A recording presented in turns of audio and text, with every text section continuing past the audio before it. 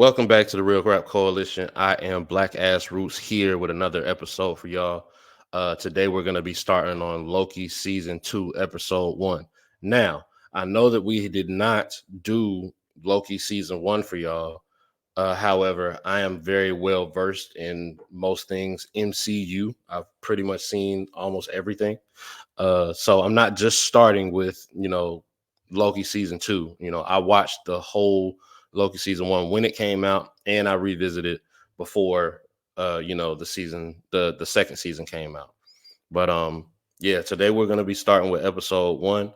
And I know this is late because they're already on episode 4, but I'm gonna be breezing through for y'all. And every time I watch an episode, I'm going to be, doing another episode recap for each episode that I watch. Everything is pretty much very intense this first episode, man. It wasn't a whole lot of moving parts, so they really focused on the main storyline that they were handling, which was just kind of two things that are very very connected with each other. One being Kane the Conqueror, of course, being introduced, and the time branches, the variants of the time branches branching off, and they're going past the red lines, and usually they're not supposed to go past the red lines. And yeah, so that's what they're on right now.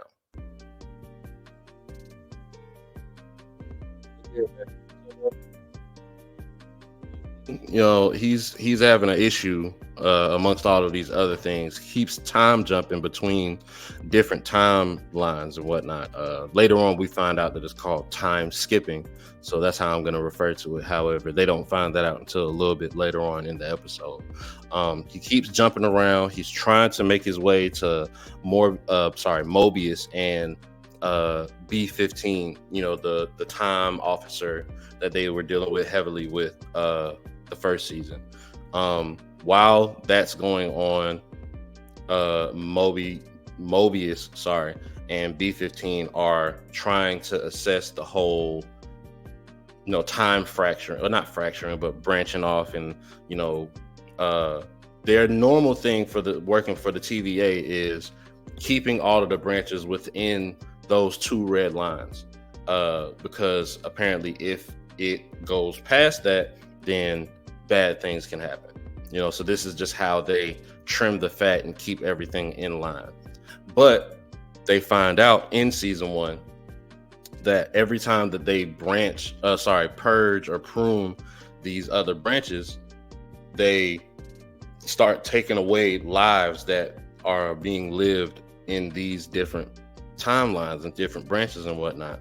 And they don't want to do that anymore. They don't see it as humane. A lot of the people that they pulled from these timelines are actually them. They were pulled from these timelines, and their memory was wiped, and they just got employed by the TVA. And they don't want to continue this process. Like I said, they feel that it's inhumane, and so they want to go along with a different way to do things. So Mobius and 15 get pulled into this meeting with the, I don't remember what they were called, but I will just call them the higher ups for now. The higher ups pulled them into this meeting, and they're assessing everything going on. And 15 and Mobius are explaining to them, we cannot continue with how we were going about things before. These people that live in these variant time branches, they have lives, what I'm saying? They're living people. And it's not right to pull them or to have them cease to exist just to keep things in what we feel like is in control. So they're going back and forth about that. The call finally comes down that we're not going to keep pruning these time branches, so we're just going to stop doing that, and we're going to figure out another way to put things back in order. While that's going on, like I said, Loki is trying to make his way to Mobius, and time skipping at the same time. He skips around a little bit, ends up in the room that they're having this meeting in. He ends up in that room, but he ends up there in the past. Um, there's a recording that he ends up listening to. It was kind of difficult to decipher exactly what it was talking about. It was talking about some type of war, or some type of agreement to go to war or be in war together between two people, something like that. I wasn't really able to break it down. I'm gonna do some research later on to kind of figure that out, or the show is just gonna tell us. There's not a whole lot of things that they just leave out, especially when it comes to things like that. That seemed like it was kind of important. Loki ends up skipping back to Mobius and 15, and he's frantic, and he's he's confused, he's scared, he's all fucked up in the head right now, and he looks insane. I want to just comment that Loki's actor, I don't know his name right now, but he does a really good job in this show. I feel like even with them, the focus that they did on him in the first Avengers and all of the Thor movies and things like that, they focus on him enough for him to do his job in that storyline, but you don't get a lot of him. Pause. But in this show, because it's his show, he gets a lot more shine. Of course, he's the main character, and we get a chance to see how well of an actor he is. He's a really good actor. I don't know if I would want to see him in anything else, which that's kind of selfish of me, but I don't really give a fuck. But yeah, I think he's a really, really good actor. Same thing with Mobius, or Owen Wilson. Sorry. And I probably still messed up his name. But Mobius in this, he's really good as well. I don't see a whole lot of just bad acting whenever it comes to MCU stuff in general. They do a very good job of picking the right people to play these parts. But back to the story. Mobius pulls Loki's to the side and is trying to calm him down, figure out exactly what's going on, but he keeps doing this time skipping thing. So Mobius ends up taking him to some department way down in the bottom of TVA, or TVA, whatever this place is called. And he takes him to this guy he calls OB. I think it's Obius, but he calls him OB. And one thing that I noticed as soon as I saw him was OB is played by a man named Ki Hung Kwan, which also plays Short Round in Indiana Jones Temple of Doom. I think that's super fucking dope. I haven't personally seen him in anything else since that, and that came out in like the 90s or something, like long fucking time ago. But he's really good in this. From what I'm pretty sure we're going to see him, more. I think he might end up being like a regular character that we see in this season. But it's just good. It's refreshing to see him, alive, still acting, still doing work, and everything like that. But Obi is the person that ends up telling them, hey, he's time skipping, but he shouldn't be allowed to time skip because you're not supposed to be able to time skip in the TVA. They do a little comedic back and forth about that, of him just really trying to wrap his head around, oh, you're not supposed to be able to do it, but he's doing it, so I guess you're able to do it, but that's a bad thing because we're not supposed to be able to do it. He tells them that he's time skipping, and Loki ends up time skipping right in front of him to Obi in the past. And I kind of like how they do this scene where they're going back and forth between the past and present. And as Loki is talking to past Obi, present Obi is remembering the conversation as it's happening in the past. So with this, Obi ends up making the device that's going to help Loki stop time skipping. And essentially what he's going to have to do is simultaneously prune himself from time while also being pulled out of time with this device controlled by Mobius. Only thing is, there are two bad possibilities, one for each of them.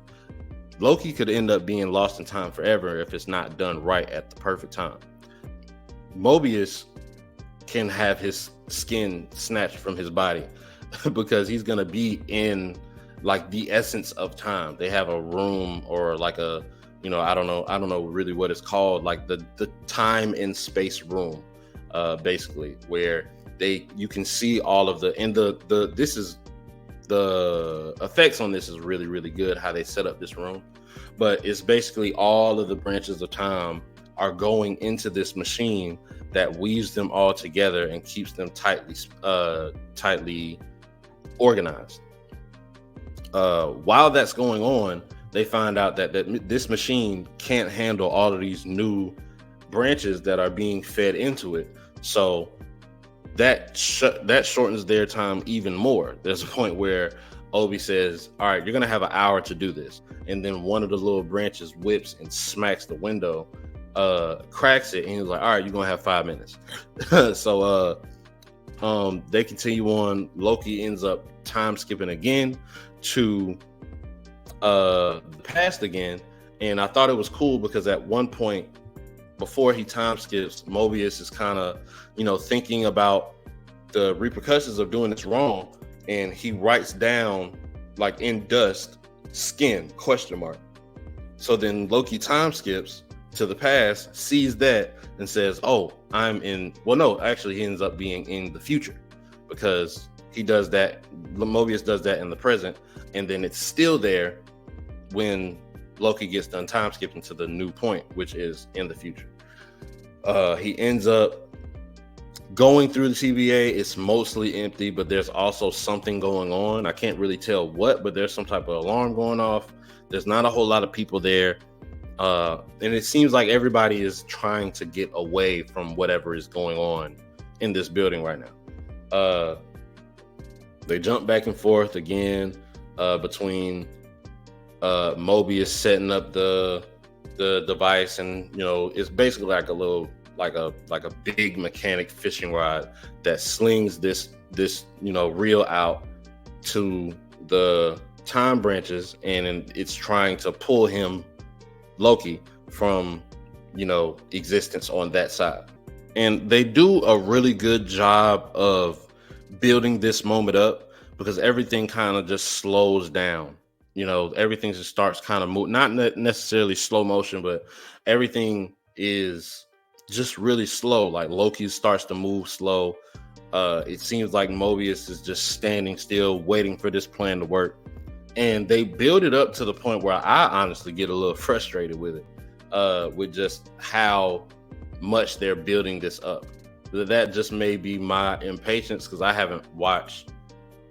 this has been a while since the first season came out. So I'm ready to see what happens. Loki ends up finding some future time variant of Sylvie, which it started out being the main antagonist in the first season, but they end up working together. But he finds Sylvie trapped in an elevator. Also, simultaneously, there's a phone ringing in the corner right next to it. I don't know why he was looking at both at the same time, like as if he was trying to choose between answering the phone and helping the person in the elevator. I don't fully know what that was, but he's standing there, and then the door opens and he sees that it's Sylvie, and as soon as he sees that it's Sylvie, she says, finally I found you, or something like that, and he gets pruned from behind, pause, that sounds crazy, by someone who we don't see, but that ends up helping the plan work. He gets snatched out of time just at the right moment. While all of this is happening, the glass doors are closing, and Mobius is about to be locked out because he got this big ass suit on, trying to run back to the door before it closes. The reel snatches Loki out of time, slings him across space in this room or whatever, and he ends up crashing into Mobius, and they both tumble into the door right before it closes. Photo finish. Of course, it's gonna work because these are the main characters of the show. But they made it happen to where you thought maybe it might not work.